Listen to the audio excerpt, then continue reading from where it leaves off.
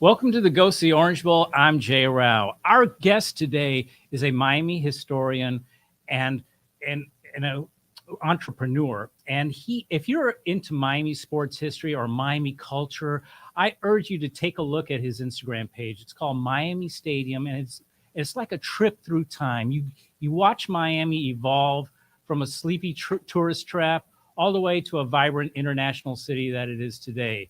And if you've loved Miami history and Miami culture, whether it's sports, music, or even food and restaurants, this is the place to go. Welcome to the Go See Orange Bowl, Abel Sanchez. Abel, thanks for joining us. Thank you so much for having me. Abel, you grew up in Miami. You're well versed in Miami culture. Yeah. Talk about how you got into Miami history and how you got started with your Instagram page. Well, randomly, like most things in life, it wasn't planned. I was always curious, always interested in local history in general. Once the internet came along, that was a game changer. Mm-hmm. So it's all at your fingertips. Start devouring content, creating the proverbial vault, and then enter social media. Mm-hmm. And, start searching for content on Instagram, found the Miami Stadium handle was available, snatched it up, and just started dropping content there, kind of creating an online museum. I think one of the things I like about your page is that you have a unique way of keeping history alive. For example, you got this business going with the T-shirts. Yes. Where you have T-shirts made up commemorating Miami Stadium, Mm-hmm. the Orange Bowl, Dorsey Park, Miami Arena. You got all kinds of stuff.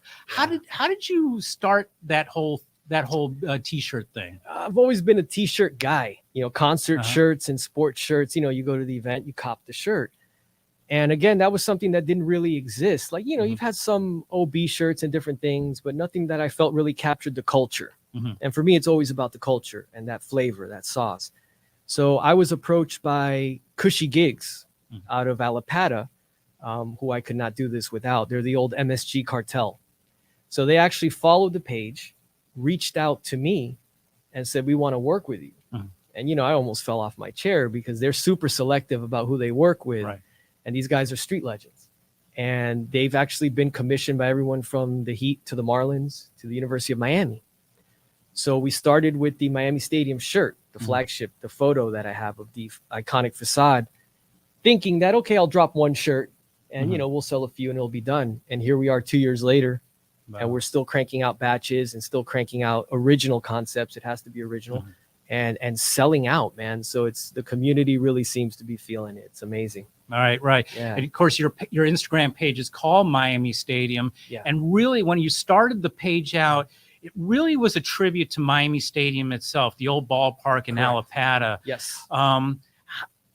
Talk about how you, when you were a kid going to Miami Stadium and how you got so wrapped up into that stadium and why you chose Miami Stadium as the subject of your Instagram page. That is the question, Mhm. right? And I get it often. It's a great question. It's where I fell in love with the game. Mhm. It's the first time I ever saw major leaguers in person. I had neighbors who had relatives from Baltimore. The Orioles had just won the World Series, 83. Spring of 84, they come down and they said, "Hey, we're on spring break. Let's go see the Orioles practice." Like, what are you talking about? These guys are on television. They exist in a different... No, they practice here in Alapata. Mm-hmm. So they pack us into the car, go to the stadium, pull up and see that iconic facade, Right. just like walking up to the Orange Bowl. It was mind-blowing. Go inside, and within 10 minutes, Rick Dempsey comes over. Catcher, right? Catcher comes over, World Series MVP, hands me his batting glove. Fourth wall was broken. I'm hooked. I started sneaking into the park. Right. I got home, told my parents, like, "Hey, you guys need to take me to these games." But I started sneaking in early, ended up being a bat boy for the Orioles. So I do a few games a year, Bluestein and those guys were Right, around. sure. Sonny Hirsch, rest in peace. So that for me was the foundation of everything, of where I fell in love with the game. I learned the Oriole way from the men who wrote it, the Ripkins, the Robinsons, Martinez, Dennis, who I still know. And that's everything kind of sprouted from there. You mentioned you were a bat boy. Yeah. I believe Lenny Harris The former Marlin Major League all-time pinch hit leader was a bat boy and a at ball Miami hawk. Stadium. He used to hang out with Palmero because they went to Jackson right up the Uh-huh. street. So they would hang out and kind of, outside that scene of ball hawks and batting practice and chasing balls.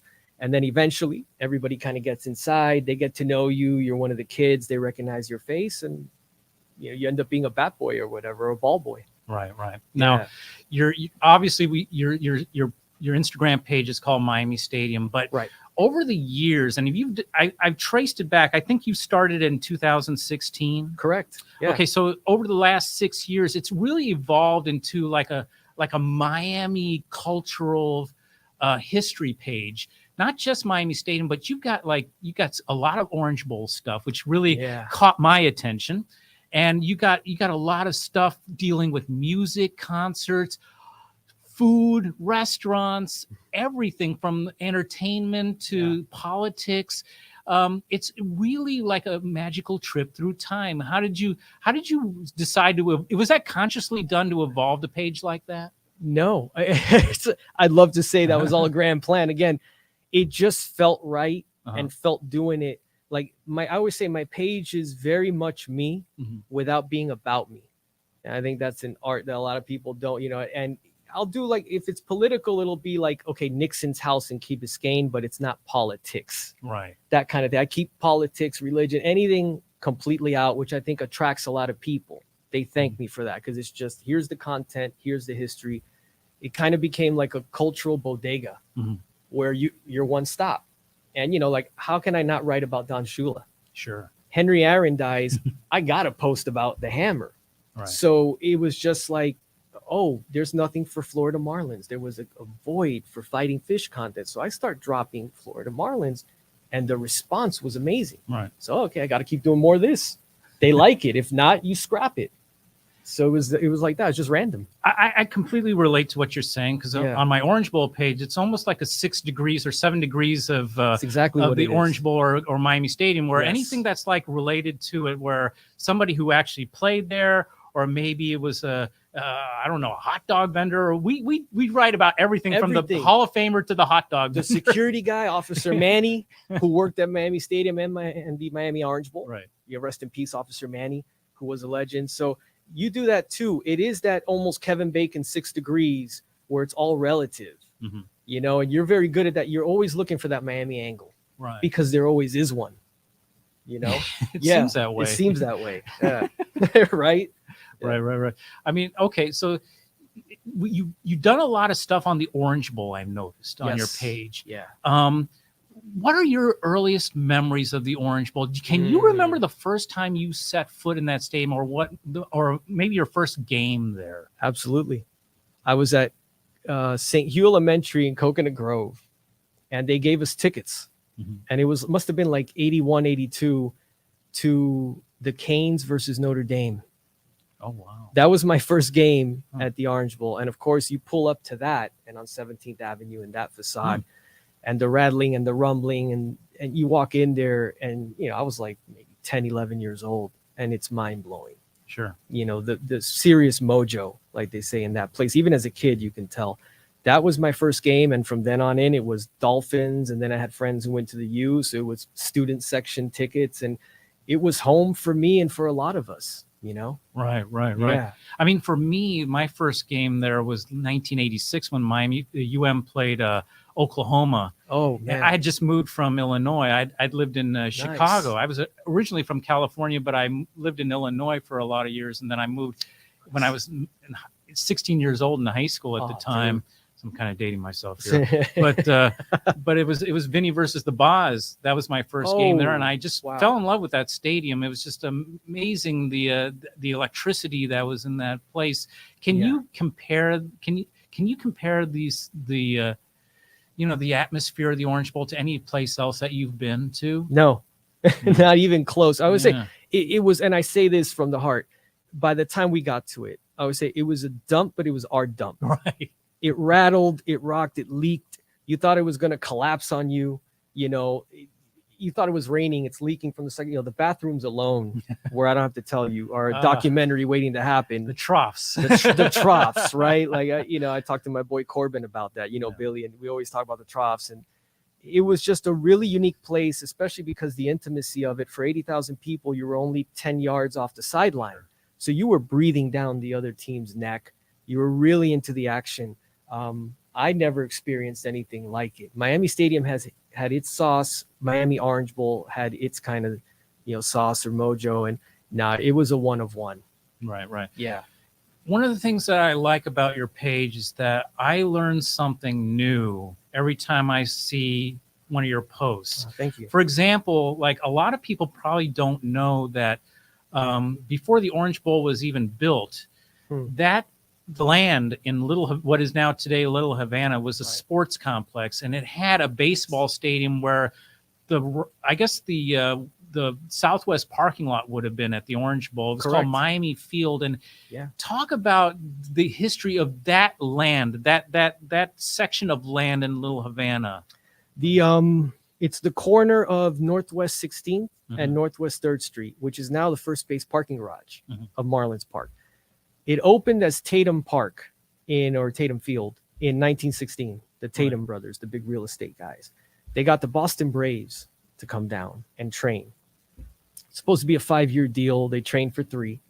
They left. The Reds came in, the world champion Reds, 1920, and they played a season there. Babe Ruth and the Yankees came down. The earliest images of Ruth as a Yankee are on that corner. Wow. They quickly scrapped that. By 1924, they redid the grandstand and renamed it as Miami Field. And that's when, rolling into the 20s and 30s and 40s, you had, Brooklyn. They're called Brooklyn Robins back then. The Dodgers, the Cardinals, Connie Mack's Philadelphia Athletics, the Giants, all these teams played there for spring training. So that's what it was up until the 60s, which by then was used by local kind of high schools. And I think UM played their first games there. Till it was finally torn down in 65 and became the Southwest parking lot. Sure. And I think you touched on it a little bit with the local high schools, and I think American Legion teams used to play there. Yeah. And I came across like old pictures of Steve Carlton. Some good ones. Fred Norman. Red Berry. Boog Powell, Red Berry. I found that on your page. Yeah. They all played there. Right. And it's interesting is that when the Orange Bowl was then built in 37, it cut into center field. So center field ended up being like 300 feet from home. So that's what eventually led to its demise is, teams couldn't train. They were training at Flamingo. Then Miami Stadium was built in 49 because it just made it really awkward as far as the dimensions. Right. I mean, one of the things about Miami is, and this as a historian, is that Miami's a relatively young city. It is. I mean, if you compare it to Chicago, New York, Philadelphia, there's no comparison. No, there's no comparison. Those, and I get to this point. A lot of people think that when the Hurricanes were winning 58 games in a row, when the Dolphins were going to the playoffs every year with Shula, people think that all those games were like filled with 70,000 people. And I tell people that not really. No. Most of those games were not sold out. The memory tends to be quite generous. Right. Like, no, a lot of them, even back then, were absolutely not sold out. I was there just like you. No, it's funny. I think memories get a little fuzzy. I give this example. When I went to the Oklahoma game in 1986, there were 70,000 people there. Wow. The next week, Miami played Northern Illinois. There were 33,000 people. Sounds about right. That's what it was. When you get like anything else, even the Marlins sometimes when a big visiting team, whether it's the Mets or the Yankees or the Dodgers comes in, it almost feels like a home game for them because the visiting fans, you see jerseys and it was kind of the same thing at the Orange Bowl as far as if it was a big opponent, obviously you're going to have your 70, 80,000 people. And if it was your Illinois State or whoever, then you get what you get. You're going to get 20 or 30. I think, I've heard you describe this. Describe it this way. Miami is an event town. Absolutely. And I think the reason for that is that everybody's from someplace else. I wasn't born here. Yeah. You're a Miami native though, right? Well, I was born in New York. Okay. But came down when I was like 5 or 6. So I was raised down here. Okay, but everybody's like came from someplace else. Basically, the majority. And I discussed that with Coach Linsky when I did his show. I said, because he asked me, what do you think is the issue with the Marlins? And I said, well, how do you sustain an event strategy over 81 nights. Mhm. That kind of, because Miami is an event town and you have so much to compete with and stuff is open late. There's so many options that how do you compete 81 times a year? Football, at least you got 8 home games or whatever. The Canes was whatever, 6 or 7 games versus baseball. So difficult, but it is an event town, man. Make no mistake about it. That's why when the playoffs or World Series or anything, then people show up. Right. Then you have no problem selling out when it's the bright light big game. But leading up to that often, it doesn't quite add up. I can remember for Dolphin games, how many times a Dolphin game would be blacked out. You couldn't watch it on TV. You had to listen to Rick Weaver and Hank Goldberg on the radio. Rest in peace, Hank. That's right. Shout out to the Hammer. That's right. Yeah, man. It was real. It wasn't just like the memories of, they tore down the Orange Bowl. People still think they tore it down for Marlins Park. Not true. Finns left, and then the Canes left. And once that happened, then it became available. And obviously there's 17 prime acres there. And the Marlins went, we could build there because there was sadly no use for it anymore. Robbie tried for years to redo I've seen renderings of it and sketches, and it went to referendum, and the public actually voted against the tax. So finding those newspaper articles are shocking because you realize who's really behind it, who's responsible, why this thing fell apart, and we lost such a special place like that. You can't replace that.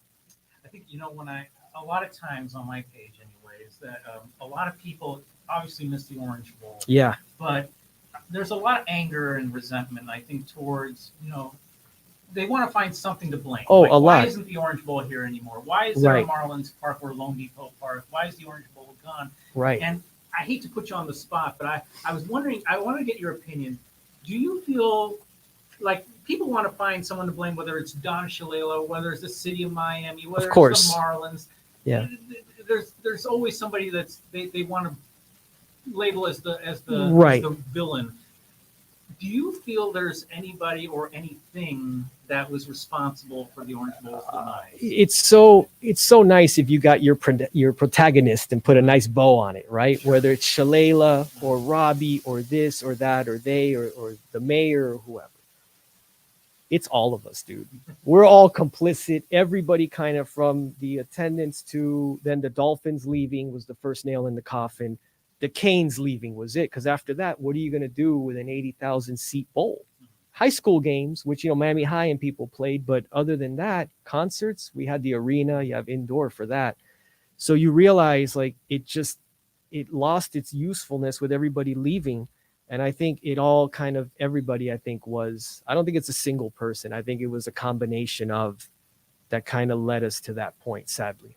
Right. Yeah. And Marlins Park or Lone Depot Park, I've heard a lot of people say, I will never set foot in that. Oh, yeah. I know those guys. And one of the interesting people about Miami Stadium, the first page I ever saw dedicated to Miami Stadium was made by this gentleman named Kurt Schweitzer, I think his name. Yeah, Kurt. Shout out to Kurt, man. And I remember Kurt actually saying that he is yet to set foot in Marlins Park, which really shocked me. And he said that he didn't because he wanted to do it out of respect to the memory of the Orange Bowl. He just didn't feel right walking in there. Yeah, and I could respect that. I know Kurt. I got a lot of love for Kurt, man. He's a savant. He's one of those guys, one of the few that I can get into like a deep Miami Stadium conversation with because he went there with his dad quite a bit. And he had the original Marlins page on Facebook, which is kind of a private little page, but if you can get in there, it's worth checking out. And he kind of inspired me, as you did, to kind of go off. And so from that original Marlins page, you got to know him. I did the historic marker, and I invited him. I said, I need you at the dedication. He actually donated. He made a donation to the marker. So we got to know one another better. And he said that to me. And I said, look, I can respect that. I love baseball too much, where for me, it's like, it's like a relationship. It's cheaper than therapy. I go to games in spite of whatever kind is going on. Do I wish the Orange Bowl was still there? Definitely. But I know people like Kurt, and I have friends that are literally like, curse of the Orange Bowl, I'll never step foot in that place. And I get it. What am I going to say? It's like, dude, I can respect that. It is what it is. Right. Yeah. You mentioned before, you just mentioned now that you raised money to set up a marker to commemorate Miami Stadium. How did that come about? Where did you get that idea from, and how did you do that? Another random driving around, I start seeing markers and I start cutting through Alapata to go to Wynwood, and I see the Miami Stadium apartments and there's nothing because the demolition was brutal. They didn't mark anything. There was nothing to denote that there was a historic park there. So I was like, all right, I got to kind of roll up my sleeves and do something. And that's where I started investigating. Okay, what do I do to get one of those cool markers? Okay. Start talking to the state. They advised me, hey, look, this is what you got to do. I went to the city of Miami, couldn't get anything, of course. And I worked with the Marlins at the time, but I don't want to be a guy taking that to work and asking coworkers. So I did a GoFundMe, and I used social media. I used the Instagram page, and within 5 or 6 weeks, we raised the $2,500, and I applied to the state. It was voted on unanimously. And so we got our marker. I wrote every word and everything, man. It was really cool to get that done because it deserved it. I mean, you got obviously you got a lot of support. Yeah. Tell me about some of the people that have reached out to you, that people that we would know, like I know that you've got like some celebrities that have found your page, and are there any people that kind of surprise you that, wow, I didn't know that this guy followed me or was Jay? I'm surprised you follow me. I'm surprised anybody's still following. Seriously, I'm amazed. I'm coming up on 8,000 and something followers, which for me is, I didn't think I would get 50. Right. So everyone's a blessing, and I mean that sincerely. As far as cool people, athletes, artists, I go from Mike Piazza to Mickey Rourke. Oh, wow. And like I tell people, like I DM with Mickey all the time. He's a Miami guy. You know, he went to Beach High and loves baseball. So we talk about, you know, old Miami shit, as I like to say, which has kind of become a phrase. And I did shirts of, is the one word that I'll curse on there. Right. And Mickey and I get into some great conversations about that. And he's a fascinating guy. He's low key, maybe like one of the biggest supporters I have. And that's surreal. To have any kind of contact with someone that's on that level and such a legendary artist. And you get a lot of ball players, agents, the trainers, the clubhouse guy, you know, and then there's Oliver Stone. Yeah. And I'm like, why are you following me? Yeah, they're like, what can I possibly? But I did a Mario boat lift post, kind of referencing Scarface, and somehow he found it. So you never know who's watching. Yeah, it's trippy, man. Yeah. You know, you mentioned, you know, the Mario boat lift, and I think back to like 1980, I think is the year that to me changed Miami forever. Definitely. Where Miami kind of lost its innocence a little bit, you know, where you had the McDuffie riots. Yeah. You had the Mario boat lift, and a lot of people left, you know, because of it. And a lot of people say, you know, Miami's just not the Miami that I grew up with. But and then there are people that will say, well, Miami's changed for the better. There are some people who are the other way. What do you feel about how the city has changed in its history? Oof, that's a good question. 1980 did feel kind of like the line in the sand, right? The Paradise Lost cover. I had that conversation with Robin, who wrote Hotel Scarface. He's another good historian. And Corbin knows. And there was the Mariel lift. There was the McDuffie. And there was a shooting at Miami Stadium that season 2 in August. Yeah, just a random thing. But a couple guys were killed outside. So all of that is like this perfect storm of negativity. Miami changed. And I think with what they call development, obviously, which is just condos and all this stuff going up everywhere, and the congestion of people and the infrastructure kind of feels like it's been left. It's not my Miami anymore. It's still Miami will always be home, but it's not the Miami that we grew up in that was still kind of laid back. It was growing, but it still felt like it could breathe a little. It feels pretty congested these days. So that's how I feel, is I think the change, and it's going to continue. That's just life. It's never going to go back to what it was. Where do you see the future of the city? And I want to tie it to this in terms of the future. Yeah. Like recently, we've heard rumblings of people like John Ruiz saying that we can build a new stadium for the University of Miami. Mm-hmm. And I was wondering what your thoughts are on that. I'm not pro player, but I keep forgetting what the name of the stadium is. Hard Rock Stadium. Joe Robbie Stadium. Joe Robbie Stadium. It's Joe Robbie. It's Stadium, Joe Robbie okay? Stadium, right? But basically, the stadium where the Hurricanes and the Dolphins play now. Yeah. Do you feel like that the Hurricanes need to build their own stadium? Or I've always felt, I mean, a college team, especially at that level, and Schnellenberger told me this, rest in peace. He's like, the good Lord said that, every college program should have its own stadium, like on campus. That's just what it is. You go to UF, you go to FSU. We just drove through Penn State with my buddy on a road trip, saw the stadium, like on the way to Pittsburgh. That makes the most sense. He wanted to build it where the basketball arena is, right off US 1 and the Metro Rail, and it would have been perfect. City of Coral Gables wasn't down with it. So that's you can't build anything. You can't build it. No, you can't repaint a mailbox. I know. I grew up in the Gate and I stay down there. So it's like, shout out to the Gables. It's home, but they're very picky and very strict. So absolutely, they should have it on campus. It makes perfect sense. But, in a perfect world, right? Maybe Tropical Park is the next best thing.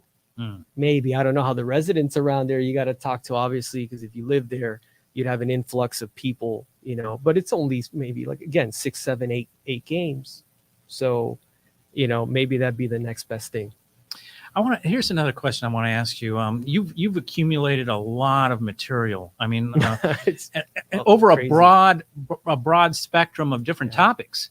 My question to you is, have you thought of writing a book? Because you certainly have the material to do it. Oh, that's a good one. Actually, I worked on a project for Van Halen years ago, actually, because that's like my favorite. So I kind of worked on something on that. And I get asked all the time, like people will DM me, when's the book coming? When's the book coming? I go, there's so many wonderful books. Maybe if I could find something original and an original angle, because just like the merchandise, everything, it has to be original. I don't want to retread. I don't want to bite anything. I don't want to do, if it's been done, I'm not interested. So if I could find a cool angle and maybe put some personal sauce into it, I might consider, for now, like the Gram is a good outlet to kind of, for all that content to come pouring out. The merchandise kind of does that as well. But yeah, that's something that's always kind of marinating a little bit is, should I dive into that and do a book? So we'll see. Well, another thing I really like about your page is that you put yourself into it, and you've got a lot of personal photos with like musicians and ball players. I mean, I've seen you with Eddie Van Halen to like that was special, man. It's that Gump like thing. Larry Shane, does Larry Shane? He calls me Gump. I don't know how I end up in half these situations. I always say in Spanish, we say, le caigo bien a la gente, which is, I rub people the right way, thankfully. And I'm, know how to keep my mouth shut and kind of chill and end up in these really interesting scenarios, meeting some really cool people, whether it was Edward or Zach Wilde or, Steve Lukather of Toto, all the way to Eric B. and Rakim or whoever. And, never a dull moment, and you get to capture it, and the page, I get to share it through that. And Seth tells me that all the time. Burger Beast, he says, I love that about your pages. It's you. It's your singular voice. There's nothing corporate about it. There's nobody editing. Every post, every word, every photo, everything has been done by me. So that's all it is, man. I just keep putting it out there, and people seem to keep feeling it. And finally, I want to ask you, you've met a lot of people, you've talked to a lot of people and studied the history of Miami so intricately. Is there a person alive today in Miami, an important politician or figure or athlete? Is there someone that you would like to have a conversation with, to do an interview with, and who would that person be? It's a good question. That's alive. Yeah, that's alive. Right now? Yeah. Make that easier. I mean, well, actually it makes it harder because you can take anybody from. Exactly. Because then, past. No, but you know what? I'll tell you right now. Coach Riley. Pat Riley is such a fascinating figure, and he's super successful at what he does. I always say the best move Mickey Arison ever made was handing the keys over to Pat and respecting that, letting him do his thing. After Shula, to me, that's. And I met Don, rest in peace. So I'm excluding him because otherwise it would be the Don if it would be anybody. But I had that opportunity. I'd say Coach Riley.